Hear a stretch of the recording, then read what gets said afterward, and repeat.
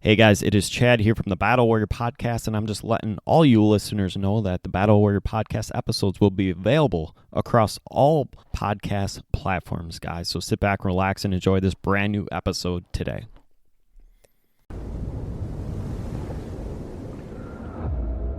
Please beware. The voice in your head is a threat.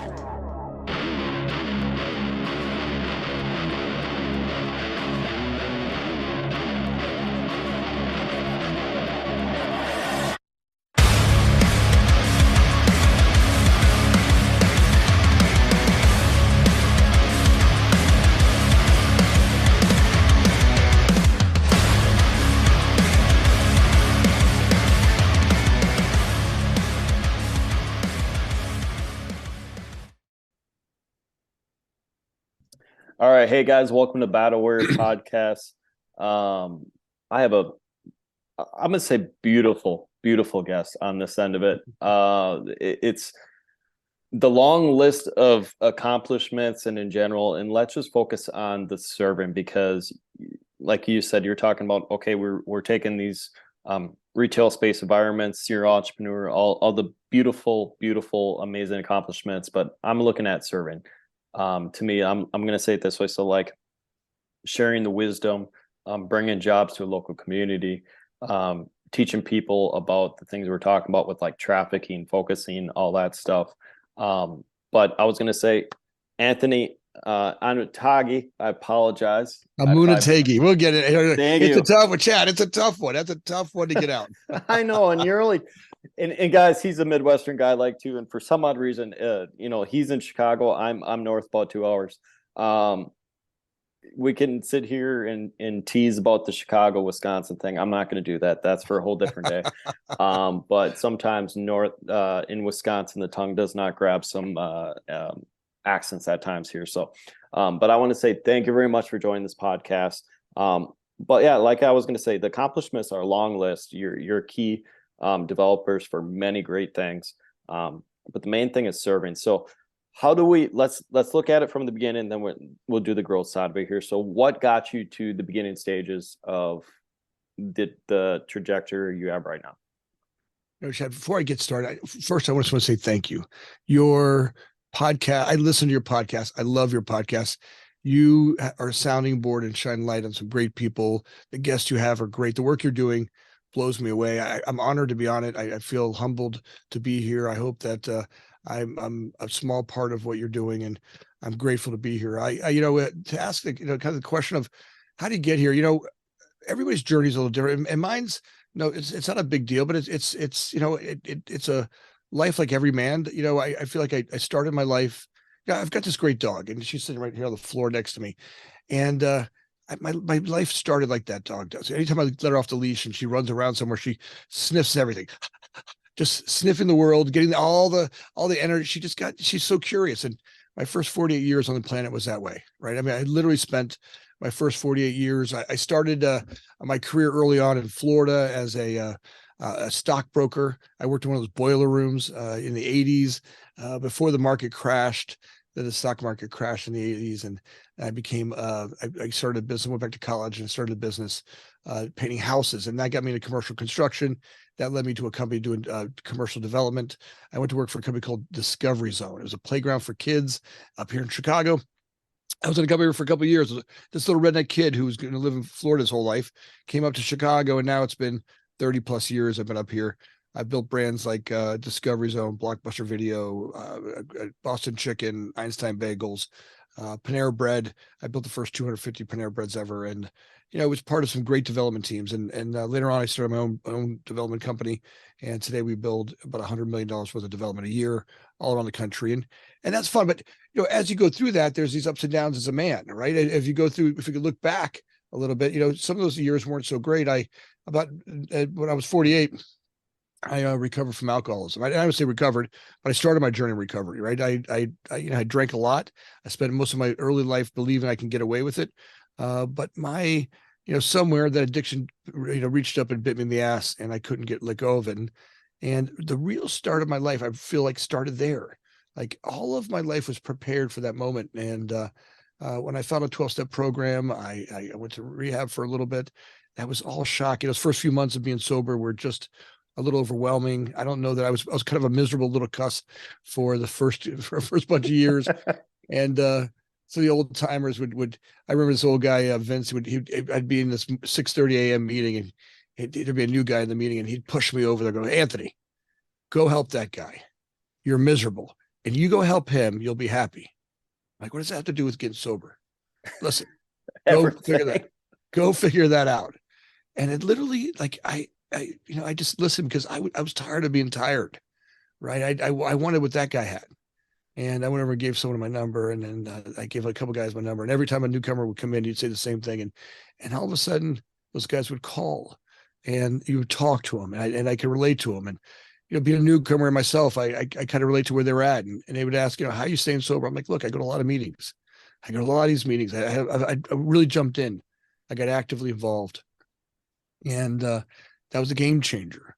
And so through that, they have a 12-step program. And the most amazing part about that was they work in all of my life, right? So it's not like just I got sober. Like, getting sober was kind of not really that hard, right? Once I decided I got it, and once I went through rehab, I was 30 days sober, and then I got 60 days and 90 days.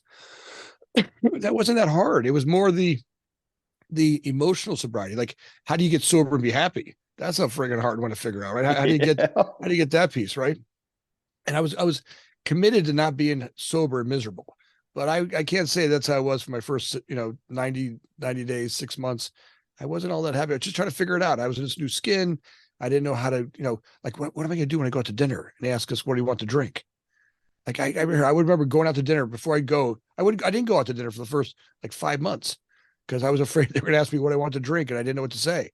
And I remember my first dinner out. I was in New York with a client, and I said, what would you like for dinner? And it was a 30-minute dissertation on why I don't drink. Right? It just, blah, blah, blah. I used to drink, and now I don't drink, and now I just order an iced tea. Right?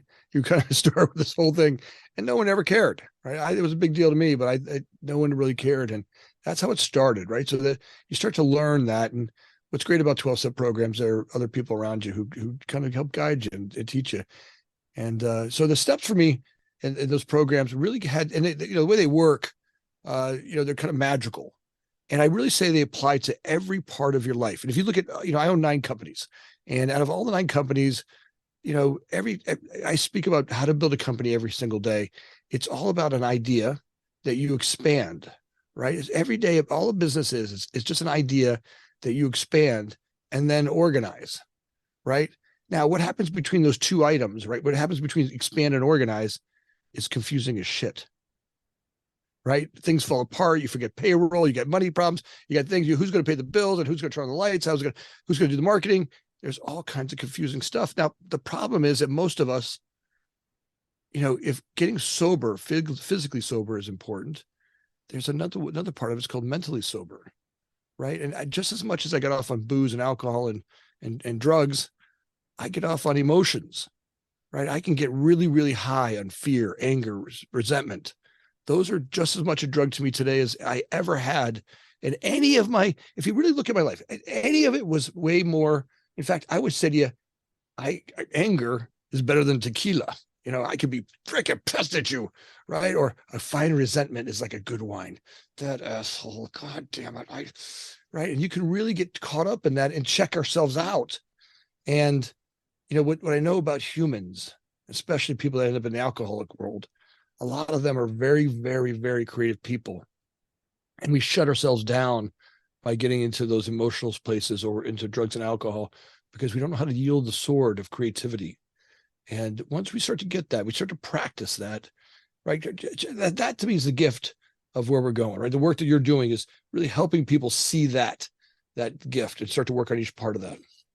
Yeah, and I can relate to 100% what you were talking about because the fear of going out to a restaurant, and you're in the Midwest, you get it. The culture up here is a little bit different, and it could be a worldwide problem. Like for me, it's just in the upper Midwest, I look at it as you go out to eat, you go to Friday night fish, no matter what, you're going to have something in your hands. That's just the culture we have here. It's sad, it's true. Depends on what it is. But yeah, no, I had to physically, I was thankful I rolled into, thank God for rolling me into lockdown, because I sobered up November 29th, 2019. I'm sorry, November 25th. So Thanksgiving of 2019. And my biggest fear in January, February, rolling into 2020, and you guys know what happened 2020, especially in Wisconsin and Chicago and all that stuff. I'm like, how am I going to enjoy all this entertainment and still be sober at the same time? Because, you go out to, and I'm going to use this for example, you go to a concert, go see a band, obviously it's around you. You're going to go out to eat, obviously it's around you. You're going to go hang out with friends, obviously it's around you. So I had to take,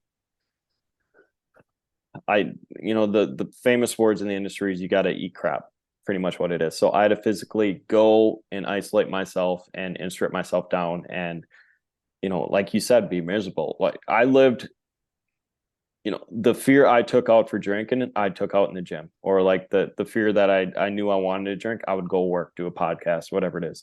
And now it's to the point where like a lot of the podcast has a foundation down. My fitness has a foundation down. And to me, not even like, I don't even want to visit that person anymore, honestly. There's a few things I wish I could, not say I wish I can tap, but like I want to re-tap in, and I'm going to use this for example. So like the fearless. So let's say we were in something and we could go out, we can talk, whatever it is. The anxiety is masked, which means you're fearless of approaching whatever it is, even though technically you still have that confidence to do it. The mask is gone now. So which means everything's raw, everything's rare. To me now, looking at the maturity with the walk I am, 1,200 days, which would be next weekend. I'm looking at the experience to actually use the same steps that I used to get off my happy meds, which I'm currently 3 weeks off of now. I'm looking at it this way. So like I'm gonna use the experience of getting sober, and I'm gonna tackle that same thing. With that situation is going to be the same thing, which means the first couple months are going to be a learning process. You're going to relearn yourself. You're going to be grumpy at times. You're going to cuss and swear. You're going to want to punch the wall, guys. That's just the nature of this. And to me, getting clean first is actually going to help me on that other portion of it. And the reason why I'm doing it is getting clean is one mask. Getting rid of the happy pills is the next mask. And I'm going to say it that way. You really don't truly understand who you are if you're medicated, or I'm going to use alcohol as medication, but just in general, like medication. So I wanted to rip that Band-Aid off and say, okay, I want to tackle this raw and rare and feed into the emotion and look at it as a learn opportunity to say, okay, this is marathon, like how I run, and how would we tackle all the obstacles, how we tackle the hills, how we tackle the pace, and just kind of look at, okay, you're a new person now going forward. How do you make it the best possible? It that whole process you go through is awesome, right? To learn, to be in that spot of being uncomfortable, right? This is something not many of us learn. I didn't learn it. Look, my mother did everything possible, and not that she's not a great woman. She's an amazing woman, right? She did everything possible to make me as comfortable as possible as a kid. Like I never knew how to be uncomfortable. And I realized that I've got a lot of social uncomfortabilities, right? I really mask a lot of fears. I have a lot of anxiety, right? I one of the reasons why my first couple of parties I went to sober, I realized, man, when I used to get drunk, I was always going somewhere at a party. I would sit and talk to someone for a second, but I would be going outside to smoke, go to the bar to get a drink, go in the bathroom to do a line, right? I was never anywhere long enough. I'd get uncomfortable. I'd be going somewhere. Now to all of a sudden sit down and actually spend time talking to someone. And my wife doesn't have that problem. She can sit and talk to people for hours. And it's a much different, a much different environment to be in. Now, what's also wonderful is as we start to really get to notice that, and it's okay to stand in the uncomfortable part of the new part of who you are as you go through the getting clean and getting through getting the clarity of vision, right? As we start to really work on, it's one to get sober, right? And as we start to work on what I call the big red bag of shame, a lot of us carry, Santa Claus. Yep, He carries absolutely. that Yep. big toy bag with him, right? I feel like I've carried this big red bag of shame and crap, right? And for me, it weighs me down. It weighs my soul down. I've got when I look in there, and when you go through 12-step work, you do the first thing. One of the first real working steps are you do an inventory. You really go through your life, and it's not something you can do by yourself, because the truth is, my brain justifies everything I've ever had. There's nothing. My brain is such a liar. I've named him. His name is Fred. Fred's an ass. Fred. If Fred was a person, I'd punch him in the mouth. Seriously, I punch him in the throat. He's an ass. And look, Fred just lies to me all day long. He makes my behaviors okay. He lets me sit on the couch. He loves it when I eat bonbons. Look, his whole existence. Sometimes I feel like I'm possessed by Fred. Fred is just this part of my being that isn't always there. It's some primitive being.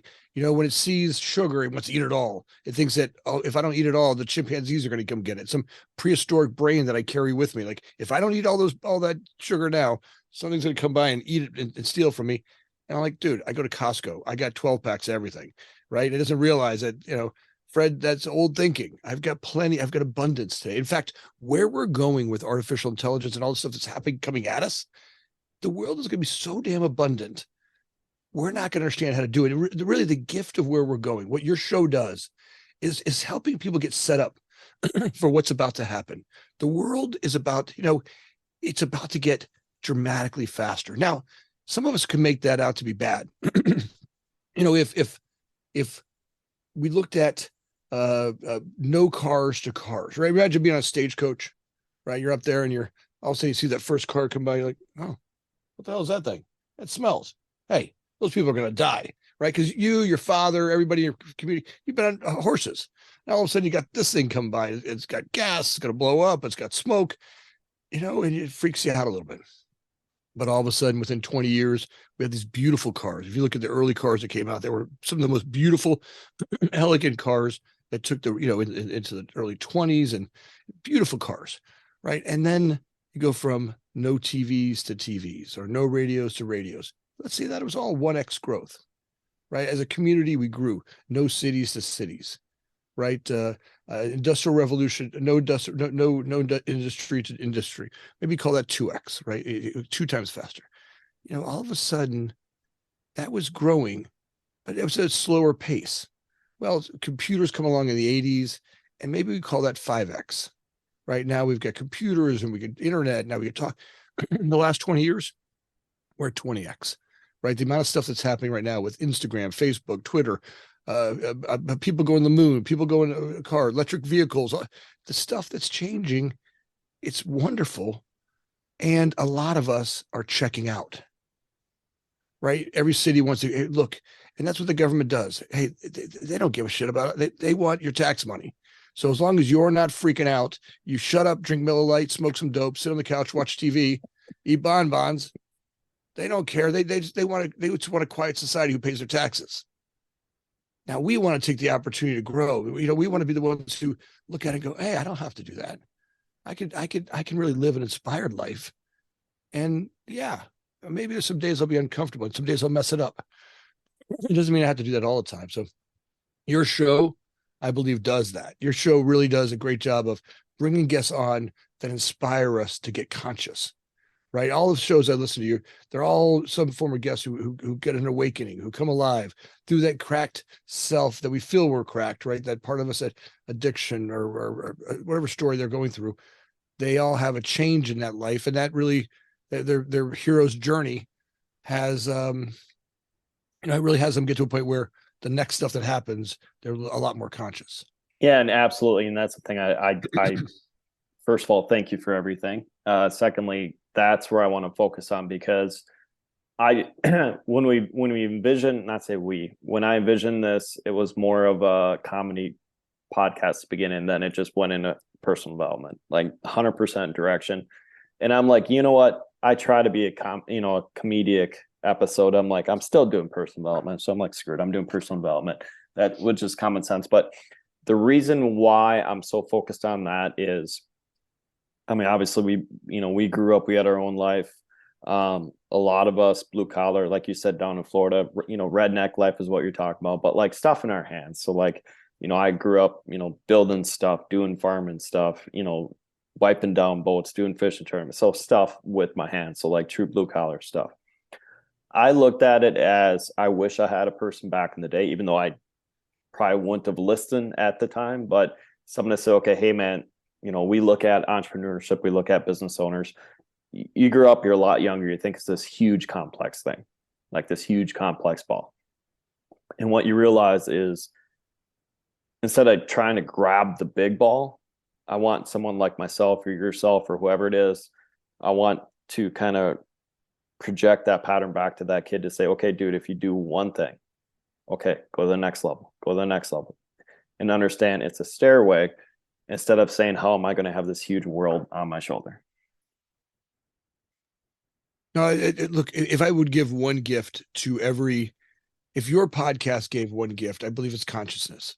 And that word sounds like some hokey crap. Look, I'm a redneck kid. I grew up in Florida. Like you talk. I'm a redneck. When you say consciousness, it sounds like something the hippies do. I'm like, look, but what it really means is being awake, right? For most of my life, I've been ruled by stories, right? I have, when I opened that bag up, right? When I were talking about that red bag of crap, when I opened that bag up, I had a bunch of stories that ruled my life, right? And they were like gravity. Like I believed them. Like, look, one of my stories was my mother worked at Denny's.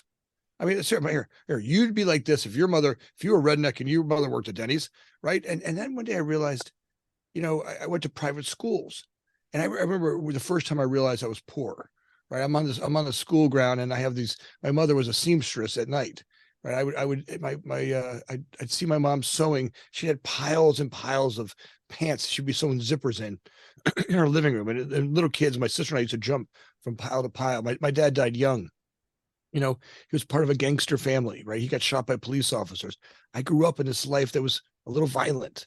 And my story about that was that my training wasn't that great, right? Some of the stuff that, her whole thing was, she was trying to survive, right? She didn't have a whole abundance mentality. She was just literally trying to get two kids through life. And, she sent me to a private school. And I remember one day I'm on the playground and some kids are making fun of the patches on my pants. Right. And I was darker. I back then I had hair. I was a little curly. They used to call me Brillo head. Right. I was a darker kid because I'm Italian and we're a little, we look darker than the white kids I went to school with and feeling different. And I carried some of that. Right. I remember today, I believe a lot of reasons why, that from there, I've been defending I'm not poor ever since that day. Right. I can look at my life and all the companies I've met and the money I make. And I've been trying to prove to people my whole life, I'm not poor. Right. Now, some of that stuff is a story that you carry. Now, I can look back and look at my mom and go, man, this little woman who worked at Denny's, she sent me to private school. I remember she paid for my elementary school, a private elementary school, until I was 18 years old, $25 a month until I was 25 years old. I remember the last time it was like 18 years old. It was 18 years old when she paid. I remember she told me, this is my last payment for your elementary school. Now, I didn't realize it then, right? I didn't realize until years later when I went back and had to open that bag up and reprogram some of those stories about who I was and why I was that way and the shame I carried about being a poor kid from Pompano Beach, Florida, right? I had to look at that and go, man, this little woman sent me to private school working at Denny's. When I get tired, there's days when I get up and I'm like, I can't do it today. I go, shut up. That little woman, I can't tell you how many mornings I would find her asleep at the sewing machine. I'd wake up in the morning and she'd be her head down on the sewing machine with pants in her hands, right? She literally fell asleep sewing, right? And today when I get tired, like right, I start getting a little whiny, right? Because I can be a little whiner too. I love whining about stuff, right? I got to look back and go, no way. That little woman worked her ass off for me. And if I could program that one, right? So there's one to program. And if I go open that bag, I'm going, all right, that Brock isn't needed. Let's get rid of that one. Oh, let's go look at the one over here. Oh, I never graduated college.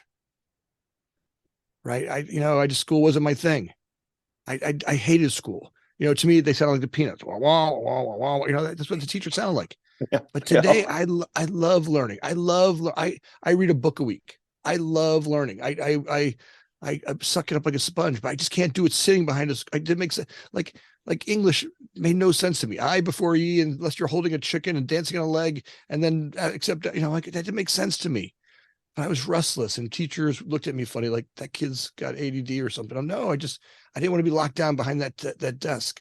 I saw things I wanted to do that weren't in that room, right? And that's where the future is going to be great, right? Because today, that one form of education that worked for the Industrial Revolution, which tried to beat the creative out of us. If you look at any great philosopher, schools beating the creativity out of most people, right? School really was designed to stop having you be creative and have you fit in to what they wanted. It made you an industrial robot, and that's not what I wanted to be. I wanted to be something else. Now, some of that came off sideways. Sometimes when you go, outside them, you're different. That whole thing is a lot of reasons why I settled myself to have drugs, right? Drugs and alcohol really kind of settled that fear. And for a minute that worked, right? For a little bit, finding drugs and alcohol worked great, right? Come on, it was a lot of fun. You go out drinking with me, you have a couple of shots of tequila, you take me out. God knows where you end up, right? You'll end up with a tattoo on your chest somewhere, and I'll have a great story until it didn't work, right? And then all of a sudden it became Groundhog Day, right? Where no matter what, I kept hitting that button, and it stopped working, right? It stopped where I did it harder, and then I mashed it, and it didn't work. And no matter how much I drank, I could never get back to that happiness I wanted before. And then one day I woke up and I had that small chance, that small glimmer of hope, that little one. If you got a glimmer of hope and you're ready to change, take it.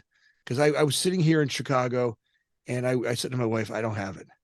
And I went to a treatment center in South Bend, Indiana. It was run by Scientologists. It was this funny treatment center, right? It was my insurance company set me up, and I went to there and I learned about L. Ron Hubbard. And look, there was he's a great teacher. And, but out of there, I found the 12-step programs, and that group of people really helped change that. But that bag of shame, you start working on their 4th and 5th step, and you get into there and you start to really look at your life.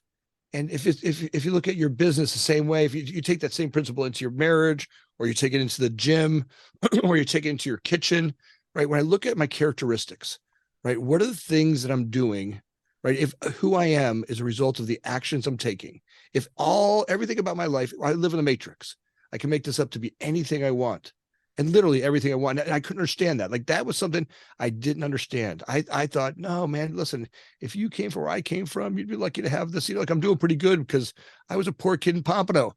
And then one day I let go of the story that I was doing pretty good and realized, no, my behaviors were rotten. In my business life, I'd walk around. I thought it was important to take all the executives that worked for me out drinking, right? And we talk about inappropriate stuff. We do inappropriate things. And then I wondered why I lose great executives. I'd walk around the office talking like a sailor, right? That might not, I'm not putting sailors down, but inappropriate language in the office. And I'd wonder why, the office wasn't acting professional, why we as a group, you wouldn't move forward, right? Why we didn't have processes and procedures that help, grow companies. Today, as I look at those characteristics of my defects in my life, in my person, in my being, in my history, I can then, and sometimes it feels overwhelming. But what I know is you don't have to do all of it overnight. All I got to do is, what's gift about you, like you're being sober, is I don't have to do it all today. Today I can try my best, and I'll do good, or I maybe not do good. But as long as I don't drink or drug today, I have another shot tomorrow. And on the days when I mess this whole damn thing up, at least I can try again. But as soon as I start drinking again, as soon as I go back to that easy button, the efforts kick in, and I have no shot. Right, I'm going the other way. Right, and Fred, it's that old story. Which wolf are you feeding? Right, Fred's the bad wolf. Go ahead, Anthony. You could smoke a little pot. That's how I relapsed the first time. Look, your boss is here. He wants to smoke some pot with you. Great. I smoked some pot for a little bit. And then I was like, oh, I could drink some wine with my wife. And then I was drinking wine. I'm like, I hate wine. I like vodka, right? But you can't be an alcoholic if you have fancy drinks, right? You can't be. Alcoholics don't drink fancy drinks. And then all of a sudden I'm drinking fancy drinks. And then I like cocaine. Not really. I just like the way it smelled. And I would start doing that. And that led to even worse drugs. So, I have to watch out not to drink. Right. For me, if I cross that line, God knows where that goes. But I know today that in sobriety, all this other gifts happen. In my second year of sobriety, I made more money in my second year of sobriety than I made in the 10 years combined before that. And how that happened was you start to practice those principles in my business life. right? And then I started doing my physical life. I started going to the gym and working out with way, started eating a different way. And then, all of a sudden I started finding ways, the gifts of doing men's work. Today I belong to two great men's group. One of them is called MKP, Mankind Project, a great group of men that work on helping men across the world to be better men. Right? Where do we work on each? It's a little different than my 12-step work. That work is really about us men. We were tribal for many, many years, and we missed that. We missed that gift of being together as a tribe, and really love doing that men's work. Yeah, and that's the thing that I'm looking at now, pursuing in the future. The reason why is, and I'm gonna focus on the men here, for example. So like, a girl can go to the gym, they could go hang out with the girls. It's a little more cultural. Guys are just more, at times when we're going through this journey, it becomes a lone wolf type stuff. I don't want to say it that way, but that's true. Sure. We like to go secluded. We like to kind of say, hey, I got this, I'm gonna go do it by myself, which is correct. Deep down, we're just confronting our own shadow, and we're battling our own shadow. But what happens is you escape one friends group and you're going to another friends group, and the shadow is in between, where you're a lone wolf kind of going to the next pack. But what's happening is if you don't find outlets to get that gas out, you don't have like the anger, the resentment, or even the guys that just call you out. For me, my example is I'm looking for guys that want to look into jiu-jitsu, or maybe just once in a while, once a month or something, go shoot guns, whatever it is. Sure. Something just to get out, get our mind away from life, in a good way, help each other out, do professional development, whatever the situation is. But in general, just be a guy again. MKP is a great way to do that, right? For me, that group's a little bit more serious about the work we do on the man, right? So that there's two groups, and that group, you have to go through an initiation to get in there, and they're kind of serious about, do you really want to belong to this group? And you kind of have to jump through a hoop to get to it. But then once you get through it, we have what's called I groups, right? And then we meet a couple times a month. We circle up, and that group does a great job of bringing men together. We usually have dinner beforehand. Then we talk about, we kind of do some check-ins with each other, and then we do some process work, right? We will maybe work, this week, and a different group. It's called Men's Living, and Men's Living is another great. It's a little bit more casual group. A lot, they're fun. They have these great get-togethers. Todd's group are at Elmhurst, Illinois. They have these. They have a great weekend called the the Adventure, and it's up right on the border of Chicago, Wisconsin border. And it's like going to a men's magazine weekend, right? And they'll have 50 guys, they get together and they do all kinds of Tai Chi, and they'll do some personal development work. They'll do cooking and fooding, eating together. It's just a great men's weekend. And it just, for us, I think that men are way more sensitive than we're ever allowed to be. For a lot of our history, the world needed us to be tough, right? If you look at this world, men have built this world, right? And we get a lot of crap for the behaviors we are and the languages we talk. And we get a lot of shame today because the world's changing. And frankly, it's time for us to giddy up and move up, right? It's time for us to change, and it's time for us to step up. But this world has been built by strong men, right? Women are joining. It's great. I'm not saying that they didn't have a part, but the hard work, the construction work, the wars, the stuff that we had to do to get through these tough battles. And a lot of that caused us to give up our relationships, right? I need great, strong men in my life. I need it, right? I need men that I can call to. I call out to. I need men where I can be vulnerable, right? So this week we had we had a meeting here at my house on Monday night. It was on sex, love, and intimacy, right? And now imagine men circling up in a circle to talk about sex, love, and intimacy. And it was freaking beautiful. It was a great meeting, right? There were a bunch of new men I had never met before, and men got real vulnerable real quick. It went right into it. The process, the guy who led it, this guy named Miles, did an amazing job of bringing the group together and getting everybody into it really quick. And every man walked out of there feeling like, I want more of this, right? I want more of that, right? The places where we can go where you get to know me and you still like me. Right. I can tell you my most intimate details about who I am. And you go, that guy's all right. Right. And even here. And then, my MKP group, we do that. We're my Mankind group. We have meetings every, twice a month. And like this month, the last meeting I was at was on Wednesday, a couple of Wednesdays ago. And it was a smaller group. There's only like 6 of us there. And we circled up, and out of that, we talked about health, right? And what are the things we're doing to really work on health, right? If health is going to be, if we're going to move into our senior years, in our later years of life, and really work on health, what are those things? And I got to work on a couple of things. I walked out with some stretches that men are held me accountable for. So one of them is going to the gym 8 out of 10 days between that and our next meeting, right? So I've been going every day, and it's been amazing, right? Like going to the gym every day. It's something I haven't done in years, where I'm going every single day, right? The other one was to start fasting from 8 p.m. at night to 12 noon the next day, right? So just we're kind of limiting those hours of eating. And, I'm not gonna lie that in the morning, maybe I'm a little bit hangry, right before, like around 11:30, I'm like, all right, I'm time to eat something. And I getting that last half hour has been just a stretch to get. I've made it every day, but I'm not gonna tell you it's easy. And you probably don't want to be around me if you're going to get me angry at that point. That's probably not the best spot to be at. But it's been great, right? So that's where men can work together, and that's not what we all want, right? When we were tribal, when we were back, 15,000 years ago, when we were in tribes, or even 1,000 years ago, when we before civilization really kind of kicked off to where it is today, we walked in tribes together. You and I might have been part of a hunting group, right? Our elders would tell us, all right, Chad, don't walk over there. That's where the leaves are. Don't go over there. That's where the baboons are, and they're loud. They'll wake up. They'll scare off the prey. Or they knew the territory. You had people, the tribe needed you to survive. They needed you. If you died, their future was limited. They weren't going to make it. They needed the young people to. So you had an elder that you could trust, that wanted the best for you.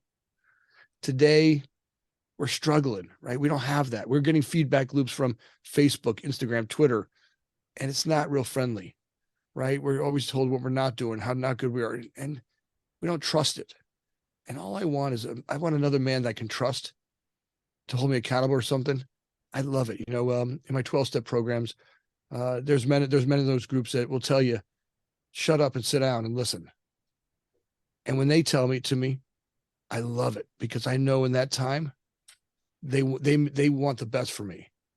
And when someone wants the best, even if it's tough news to hear, I'm thirsty for that, because I want to be part of something where I'm trying to be better. Ultimately, I believe I've never met a man yet who's truly malevolent.